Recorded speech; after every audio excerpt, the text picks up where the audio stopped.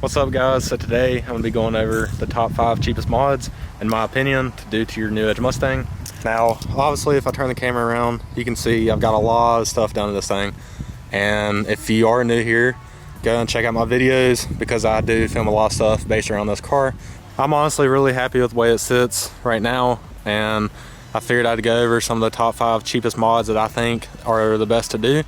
So I guess let's go ahead and jump into it. And I think the number one thing to do to any 99 04 Mustang is some kind of lowering springs or coilovers or something. But I would recommend lowering springs because it's a lot cheaper, because everybody knows these cars come like a monster truck from factory.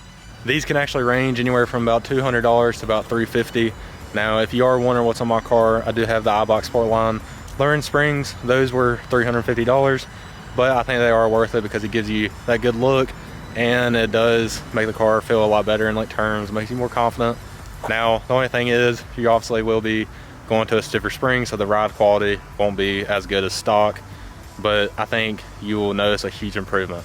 So the second thing, I think, now these aren't in any particular order, but I think doing a Mach 1 chin spoiler and a Mach 1 grill delete is one of the best things you can do to these cars, especially with the GT bumpers. Obviously it comes with a honeycomb, not a lot of people are a fan of that, and the front bumper, they don't really go down as low as they probably should from factory.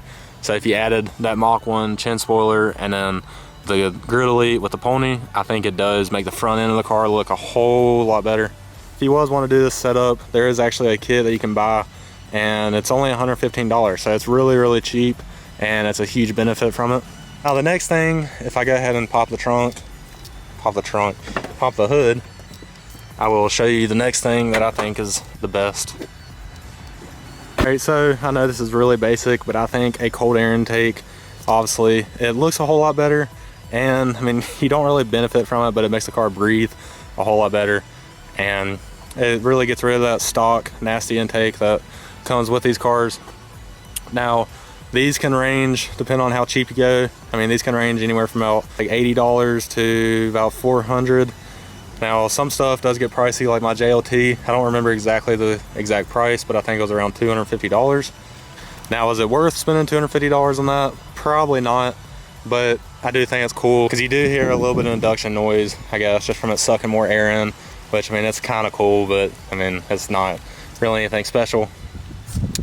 And obviously it just makes the engine bay look a whole lot better, because these 2 valves, they aren't really that pretty from factory, because it's just a whole lot going on. And if you did a cold air intake, it does look a lot better, and a lot of people actually do get the fender well intake that'll go through that hole and it'll hide it and you'll just see the pipe. So this next one you actually can't see, but it is rear end gears. Now I have 373s in the car. A lot of people usually opt between 373s or 410s.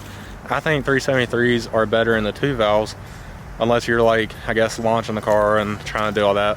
But as a street car, I think 373s are the best bang for your buck, because it just jumps up a little bit in gear ratio, and I think it is really good because especially if you boost the car, I know 373s are like the god tier gear in 2 valves, but I think it does help because it gets it off the line a lot quicker, and it does make the car feel a little bit more peppier.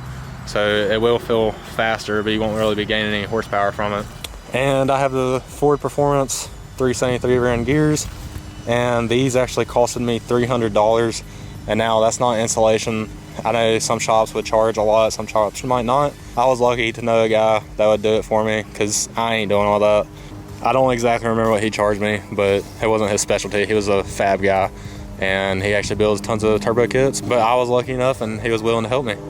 And now this last thing is really only if you have a manual car. So I think a short throw shifter, obviously you see this throw is pretty short. Now I have the Steeda Tri-X in here, and I don't really hate it. So, I mean, I think it's pretty good. And obviously I've never driven a new Edge that has a stock throw. This car is automatic before, and then I did a manual swap. This actually came on the transmission. I was lucky enough that whenever I bought the transmission that it actually already had a short shifter installed on it. After driving this with a short throw, there's no way I could really go to a car that doesn't have a short throw on it. I think this is also a huge upgrade for really any manual car, because if you're trying to get quicker times and shifting, obviously it's going to help you, but Not only that, it's just smoother. I mean, not necessarily in the new Edge because the trans is like so far forward, but I mean, most cars you can just kind of rest and just put it in gear, and it doesn't take a lot. I mean, it's just like first, second, third, fourth, fifth, reverse. Now those can really range anywhere from like $190 to about $250, but I think it is a great investment for any car. Now, with all that being said, I guess that's pretty much all I have for you today. So let me know if you have anything that you would do different that is maybe cheaper and better all around for everything. Other than that, leave a like on this video and give me to 1,000 subscribers. I'm trying to hit that by the end of the year. But if you do like this car, just know there's gonna be tons of more content based around it. And other than that, I guess I'll catch you guys next time.